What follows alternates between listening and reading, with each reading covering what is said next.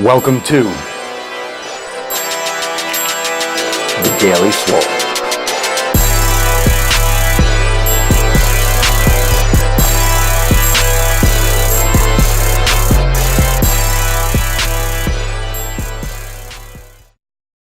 Facebook. I wish Periscope gave me a little beep too.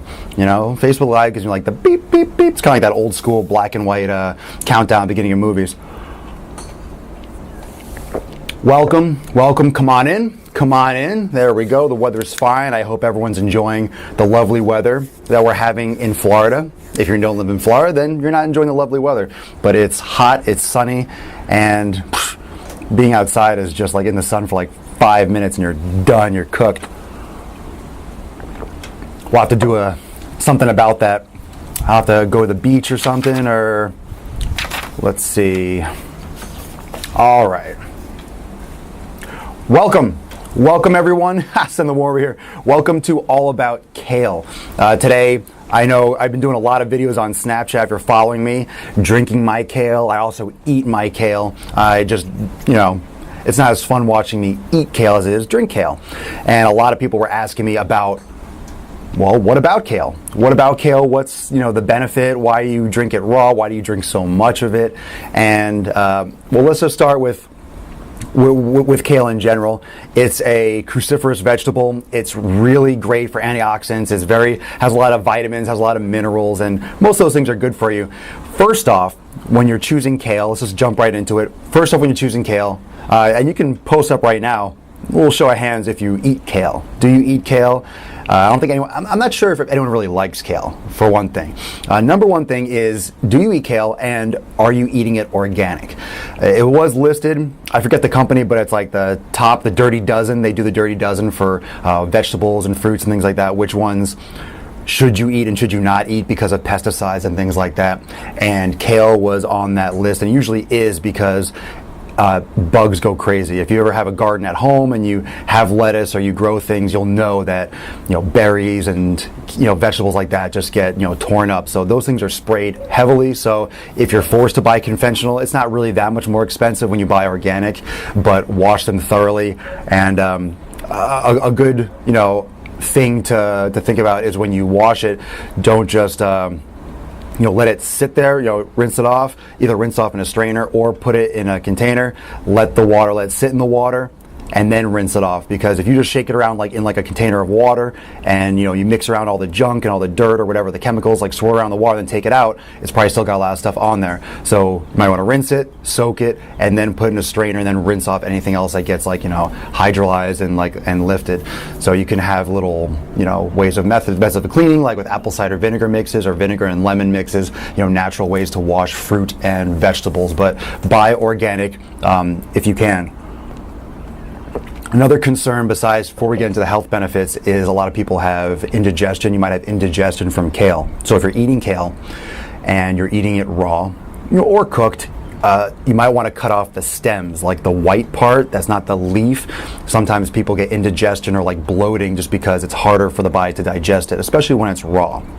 Now, there are a lot of I wouldn't say conflicting research, but a lot of things show that when you eat raw vegetables, a lot of times you don't necessarily get all the nutrients, or certain times if you don't cook the nutrients, for example, like lightly steam or saute like kale, I would definitely recommend steaming over sauteing, or very lightly put in water in a pan, that you can actually, it'll block or inhibit or bind to iodine. So if you're not getting other iodine sources, it could, affect your thyroid. If you read up on that on the internet, that could be true, but at the same time, a lot of these studies are showing it's not like, oh, you have a cup of raw kale, you're going to have iodine problems and thyroid problems. It means large quantities, not even what I'm doing with drinking. If you're doing tons and tons of anything regularly every day, you're going to have issues. But I also eat it steamed or sauteed as well. But like I said, for content, it's not as interesting watching me eat it, but I do drink raw kale and I do put it in my blender because I'm, one, a little bit lazy and I don't like to chew kale, and sauteing is a little bit more complex, and I don't know, we'll see. But I do eat that kind of stuff, and I do saute it. I'll put in eggs and I'll do things like that. Some of the benefits of kale, and I have a couple things marked down here just so I don't forget anything. Beta carotene. If you don't know what beta carotene is, that's the precursor to vitamin A. Now, one of the things with supplementation, for example, not to get too far off topic, but with vitamin A, just taking vitamin A is not good because that's the converted form of beta carotene. If you just take a lot of vitamin A, your body can have, you have liver problems, you can overdose because of fat-soluble vitamin. So eating things like carrots or kale where that has a lot of beta carotene, what your body does, it converts it to the usable form of vitamin A, and then when it's done, it will just not convert anymore. So you're not going to overdose. Also, vitamin K is good for blood clotting. And then you also have things like magnesium, potassium, you have vitamin C. You actually, in raw vegetables like kale, for example, 1 cup of raw kale oftentimes is a lot more vitamin C than an entire orange. And especially when you start talking about the quality of fruit and the quality of those kind of productions and the mass production and the soil, you start realizing that the nutrients in the foods in this country especially, not as quality as you would think. Orange, great source of vitamin C. Yeah, prove it to me. Milk is a great source of calcium. That's a myth that was pushed down people's throats for years. Milk is a terrible source of calcium. You shouldn't be drinking milk at all, especially pasteurized milk. So when you're talking about kale or oranges being vitamin C, make sure you do your research, because there's a lot of places or a lot of sources where you can get vitamin C that are even more effective than, for example, an orange. Benefits of kale: anti-inflammatory properties, antiviral properties. You get heart, lowers cholesterol, bad cholesterol. You get increased heart health, can lower things, decrease risk of things like cancer.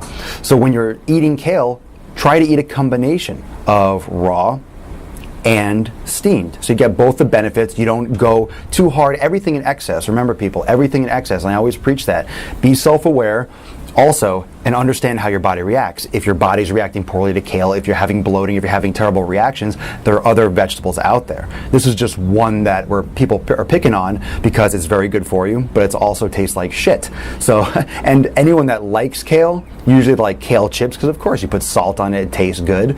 And it's one of those things where it's good for you, and it tastes bad. It really has no flavor. It's bitter. It's bland. That's why people make kale chips. Usually they make chips out of things that taste like crap. That's why veggie chips are popular. Actually, potatoes taste pretty good. But if you put butter all over and oil like chips, of course it's going to taste good. But things always have a way of balancing out. So make sure you get variety.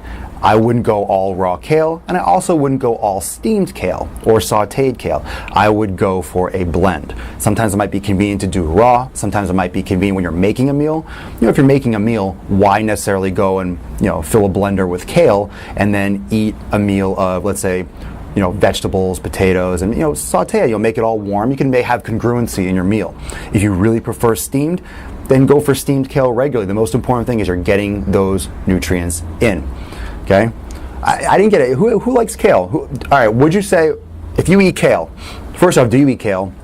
And then do you have it raw or steamed? Because a lot of these things like the vitamin A and the nutrients are beneficial because you're getting eye health, it prevents macular degeneration, and it's going to prepare like arterial walls and help digestion, absorption of nutrients, absorption of sugars. So this type of veggie is very, very important, or getting types of vegetables like kale is going to be important. These are all things that you should be adding to your nutrition. These are not things you should be taking away, but there are parallels. There are things besides kale that you can eat. Let's take a couple questions, get some responses. Mainly due to the texture, I would steam it for that reason, use it in place of spinach. Now spinach is great too. A lot of those greens are fantastic. I try to do salads with it and it's pretty gross. Yeah, kale tends to be pretty nasty. It's really hard to eat. That's why when it's raw, I choose to blend it. That's one of the reasons why I choose to blend, and people are asking me, why do you blend your kale? Well, if I'm not eating it steamed, I'm not cooking it, it's gonna be more challenging. Like I said, if you get the pieces, you can get it like in the big branch, like you saw me blending that stuff yesterday, I was eating the stalk too. Yeah, if I'm blending, I could do a little bit of the stalk, I'm sure there's nutrients in there as well. But you can just take the piece and cut off that chunk. And then when you saute it, it's gonna be easier to consume. Because you all know when you get that flail, that leaf, and you have like a little bit of the stalk or like the ridge, the backbone of the leaf, and you're chewing on it. It's like a, it's like a dog chewing on a bone. What about juicing it? You can hide it in smoothies. Yeah, you're gonna have to hide it a lot in smoothies. That's a lot of lemon, a lot of apple, a lot of fruit. When you do smoothies, you do a good percentage of fruit to balance out the bland. Juicing it, that's gonna be a whole other topic with juicing, Steve. I don't do juicing. I like to get the pulp. I like to get the actual material. And that could also have to do with organic or inorganic. Getting sprayed juicing or eliminates the outside, but you're also getting some of the nutrients, but you're eliminating the insoluble fiber. So when you're juicing things, I know a lot of people like to do it, you're getting nutrients, but I'm always thinking about what's lost. It also depends on the quality. If you're getting conventional vegetables, it's going to, when you're juicing it, you're grinding it all up, so you're getting the stuff that's on the outside as well. But with organic, you're limiting those types of the level of toxins on the outside, and you're getting things that are more easily digestible as long as you cleanse them properly. But whenever juicing, people start juicing, I'm always thinking, well, why are you eliminating? These things are meant to be combined. I mean, you could juice, you could do a combination. I would never do all one thing. I would never do only juicing for vegetables. I would never do only eating raw. I would never do only eating steamed. I think a nice blend, getting them in all different varieties in all different ways, is just as important as consuming them, period. So don't limit yourself. Don't allow your body only one thing. Let's say if you eat it raw, you feel like you blow up and you bloat and you just feel disgusting. That's the self-awareness I'm talking about. And that's another thing that I did in a DWG, and I'll probably do, I haven't posted it yet, but I'm going to do here on a live broadcast, is talk about self-awareness, because I'm always talking about self-awareness. I am so big on self-awareness, self-awareness, self-awareness. You need to know your body. You need to know your body. You have to pay attention.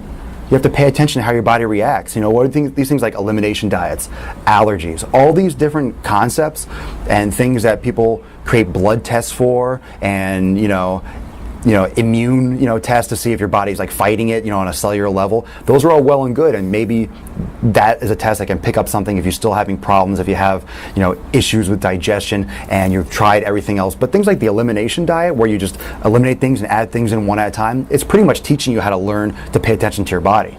If you eat certain foods and you feel like crap, let's say everyone knows, you eat pizza and you take a nap and you feel disgusting afterwards, which, yeah, I mean, I don't know, maybe some of you do feel disgusting after pizza. I almost feel like I conquered the world. I mean, you feel tired, you eat a lot of calories.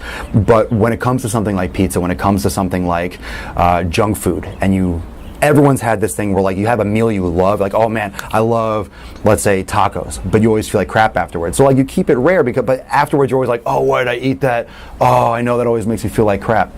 That's one of those things you got to pay attention to, because that's your body saying something in this is not good. Whether you like the taste or not, it blows you up. It's indigestion. You're damaging your body, causing stress. Okay, so it depends. It's up to you what you do, but you have to pay attention to your body. Could you put kale on a pizza? You could put kale on a pizza. I'm not sure why you would want to ruin a pizza like that. A delicious, perfect art of food, and you're going to put kale on it. That's almost like that's like graffitiing the Sistine Chapel, That's just rude. That's absolutely rude. I would not do that to a pizza. I would feel so guilty for putting kale on a pizza. I don't know. I don't think I could live with myself.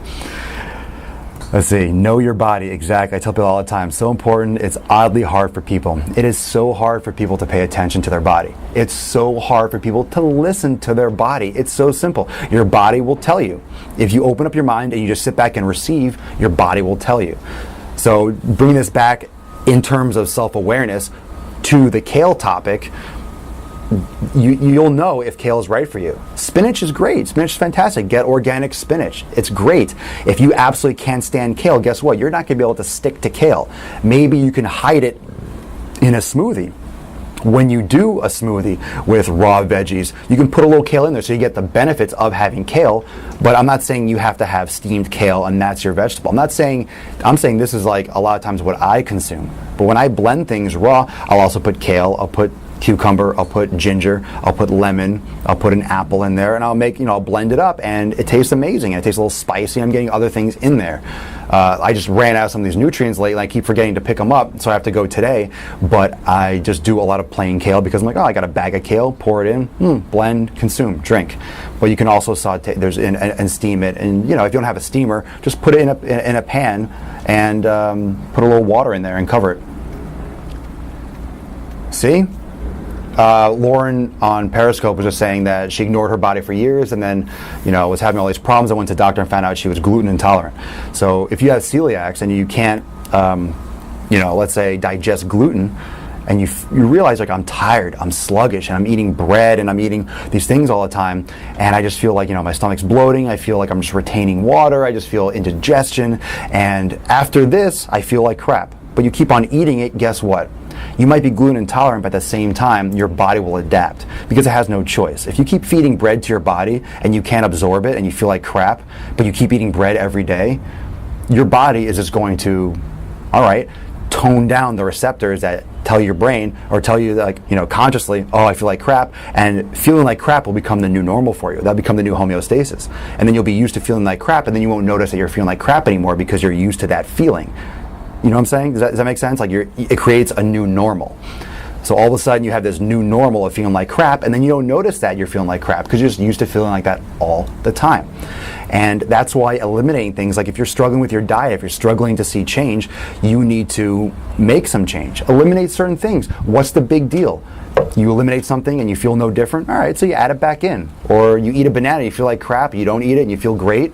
Well, there's your choice. Do you want to feel like crap or do you want to feel great? You want to feel great? Then don't eat the banana. You want to feel like crap, but you want to eat a banana? Like, you want to eat a banana and then you don't mind feeling like crap? Then eat a banana. It's your life. That's why people, drink alcohol, or they do anything that they do.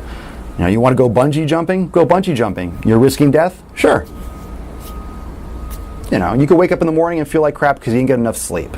So if you don't mind feeling a little bit groggy in the morning, like for me, I just want to do so many things, and I'm editing videos, and I'm, creating content, and I'm thinking. I lay in bed, and I'm just awake. Even when I go to bed, like I lay down last night at like 3:20 in the morning. 3:20 in the morning. I was up this morning at 8, but I was laying in bed and I couldn't fall asleep. And I was tired. I felt tired at 1. I kept on doing something because I wanted to finish it. If you saw my snaps, I was trying to upload a video, which takes forever because it's like 7 gigs, so it's ridiculous when I upload these daily swoles because I do high quality. And then I'm laying in bed at 3 in the morning, and I'm up, I'm thinking, okay, I'm going to do this, I can do this topic, and I'm going to go here, and I'm going to start doing, and my mind's racing. So this trade-off of sleep and feeling, I still feel good. If I feel like crap, I will adjust my schedule. I listen to my body. If I can, it's because you're looking at screens. Yeah, we can talk about blue light and all that stuff, later, blue light and red light. I have red LEDs, you can turn on and it helps soothe the body, turn on mitochondria and relax and all that stuff. But guess what? This is all done. Meditate. It's fine. I'm not complaining. I'm not complaining about not being able to fall. It's not about I can't fall asleep. It's because my mind's working. I'm fine falling asleep. I can go to sleep. I can nap. It's just sometimes waking up it can throw me off when I have to get up for something. If I'm excited to get up for something, I'm fine on no sleep. It's like, oh, I have to get up at 8 o'clock in the morning. I have to do this X, Y, and Z. I can go to bed at 4. I'll wake up. I can go to bed, at 12, and I'll wake up. If I have something, if I have nothing to do, and I'm like, oh, I can get up kind of. Whenever I have nothing pending, then sometimes I just, I sleep a long time because there's no, nothing in my brain saying, all right, get ready. It's kind of like, get ready to wake up. You're going to have to wake up. So, I try not to burn the candle at both ends. I understand the importance of sleep. I am freely admitting that I have my pitfalls and I have my things I need to work on that I'm aware of. But I'm aware of it. I'm aware of how much or how little I sleep a lot of times. I'm aware of that fact. I'm aware of what I eat. I'm aware of my body when I stretch, when I warm up. If it's leg day and I feel a little bit, I know what to avoid. I listen to my body. I listen to aches. I listen to pains. My quad on my left side did leg day yesterday. I felt fine. But I know if I'm sitting down a little pinch, it could be a little inflamed. Seriously, I'm on the go or I'm sitting down. So I'm going to extremes of, sedentary and then stretching and warming up. And, 1 hour in the gym and stretching and some yoga once in a while doesn't really balance out sitting at a computer for 6 hours and editing videos and creating content. So you have to learn to listen to your body, and this is getting a little bit off topic for Kale, but this is where it went. That's why I like the Daily Swole, because you don't know what you're going to get. We start with Kale and then we roll with it. So give me some more questions. Let's keep this rolling. Back to the Kale. What are your thoughts on green powders? Ooh. This could be my personal thoughts because I don't have the research in front of me, and I don't. Let's see. This is of course what I do, and this is just a lot of times I use common sense because I posted on, I believe, it was either Daily Swole or on Snapchat. No, it was on Instagram. It was on Instagram. I made a comment in one of my posts that everything's true until proven wrong. And there were things where, times when you are actually, I think I lost the Periscope broadcast. Oh, internet's kind of going down a little bit. What's going on here? Internet took a poop. Ending live video. All right, so I'm going to keep on talking. Let's see here. Let's try to get this.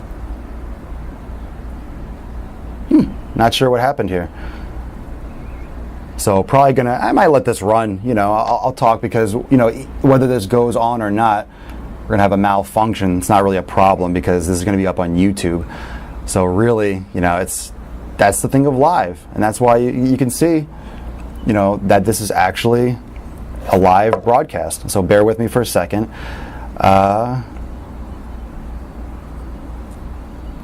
Kale continued.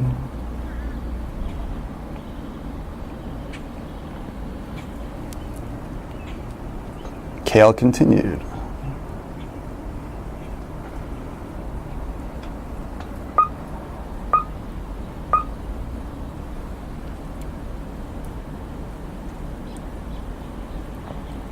All right, so now we're back. I don't know what the heck that was. All of a sudden everything froze in both Facebook Live and this dropped. It must be my internet. So if you're from the United States, let's give a round of applause for Comcast. Very nice. Well done. Again, if you live in the US and you have Comcast, you know exactly what I'm talking about.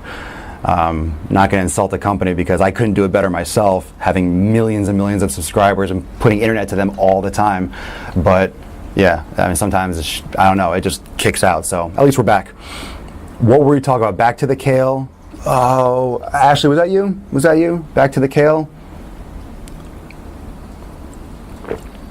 There's something I want to say, a word I want to use, Ashley, but I'm not going to because we're live. But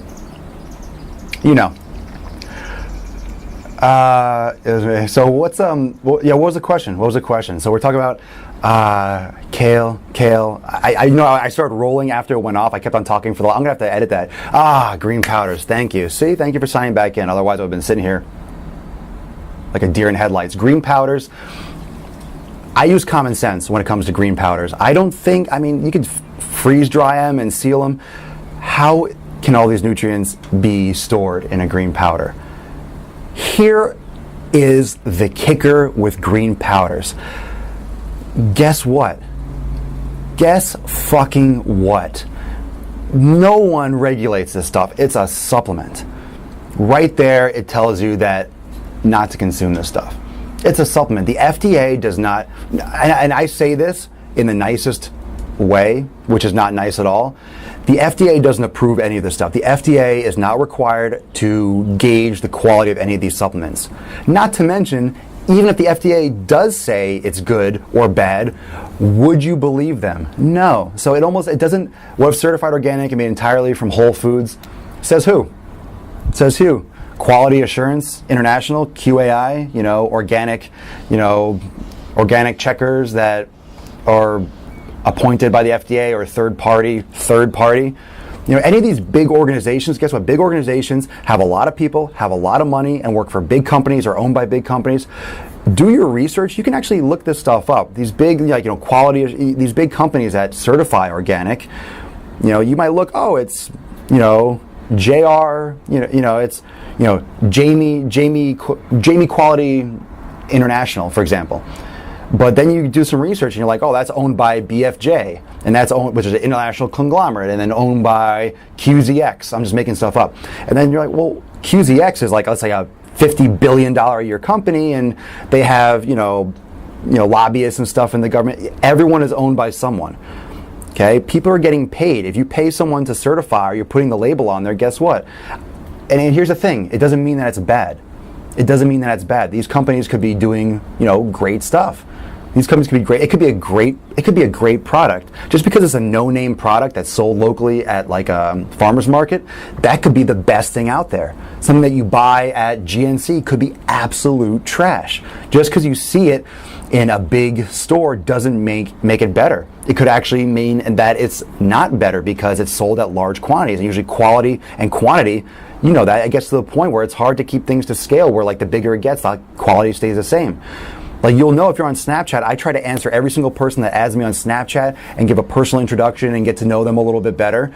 And then all of a sudden, you know, let's say 1,000 people a day start adding me. That would be awesome. But how the heck am I going to answer all that and still do content? I mean, you know, after a while, it's going to get to the point where you can't keep the quality. You cannot produce the amount of greens or get the amount of greens in the same quantity with the same quality. You can't produce that with the same, you know, attention. If you're doing it in your, let's say you're someone that has a little tiny studio and they're making it by hand, it might be like, oh, that's dirtier. Not necessarily. They could be really carefully putting the ingredients. You have a big industrial warehouse putting out this kale and putting out this, you know, dried powders, and then bugs could get in it. You know, you never know. You can't, if it's a 30,000 square foot facility, you can't keep an eye on everything. You know, they do testing, periodic testing, you know, parts per billion, blah, blah, blah. But there are studies that get, and there are fines. Did you guys hear about that? Like Walmart and Target, how they found like certain vitamins that literally had none of that vitamin in there. Like all these things that are on the shelf, like vitamins and minerals or supplements in Walmart, Target, and all these places that literally either had a very small percentage or none of the actual active ingredient, and other things that, you know, could be seen as bad, or what the product wasn't in there. That doesn't concern you spending $20 on a vitamin that not only might not be absorbable to begin with, even if it is in there, might not be in the right quantities, and might not be in there at all. So you work in a health food store, then if you work in a health food store and you live in Australia, that's a different country. It's a different country. In the United States, you know, they love GMOs. There are a lot of countries out there in Europe and elsewhere, I don't have the list in front of me, but that ban GMOs. The United States doesn't do that because all these big companies that, you know, Monsanto, they have their hands in GMO industry, and so they're putting on our food. We sell a lot of US products, but are they held to the same standards? Sometimes when you export products, you have to export them in a certain fashion because other countries won't allow them to be sold. I don't know. I don't know what your rules are. I mean, you can tell me. But that's a whole other topic. So green powders, I would eat food. Eat food.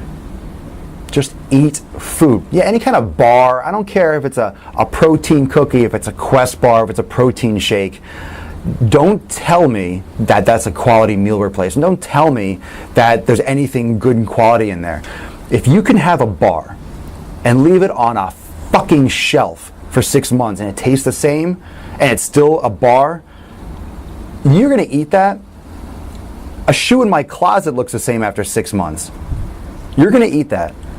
Tell me, you're going to eat that. And people eat a Quest bar every day for breakfast. I'm not picking on Quest. I'm picking on anything that's like a food product. There could be better ones out there. But some of these ones are like in stores, are made locally, they're packaged, but you know, they're made locally and they're relatively fresh, and those would be better. Those would be better. You can make these things yourself, but anything in a package, especially when it's passed through the FDA, it's not passed through the FDA, but when it's in a frickin' container, try to tell me, explain to me why a powder, and I'm not talking about these things being marginally decent replacements or that, oh, it's not going to hurt you, it's not going to kill you. Tell me why you would eat that over whole food. Don't tell me convenience because you're just being lazy because you make this stuff yourself. You could find time to eat a couple spoonfuls of, you know, a product. Any kind of bar, a Lara bar. I mean, you can eat those things. You can't have a handful of, you know, cashews or almonds instead of eating the bar. You know, it's as convenient. It's as, you know, things. So, yeah, exactly. So there are things. So you either making excuses. People just don't want to put in the work, and they want to believe that these things. Wow, this tastes good. I'll be honest. If it's not whole food and it tastes good, it's generally not going to be good. There's something in it that's not good for you. If it's not a whole food.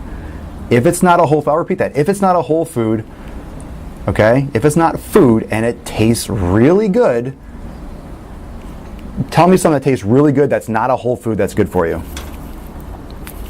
Go. I'm waiting. Whiskey. Whiskey is a food group, so I'm not sure what you're talking about. It's right under beer and bacon. So that point is moot.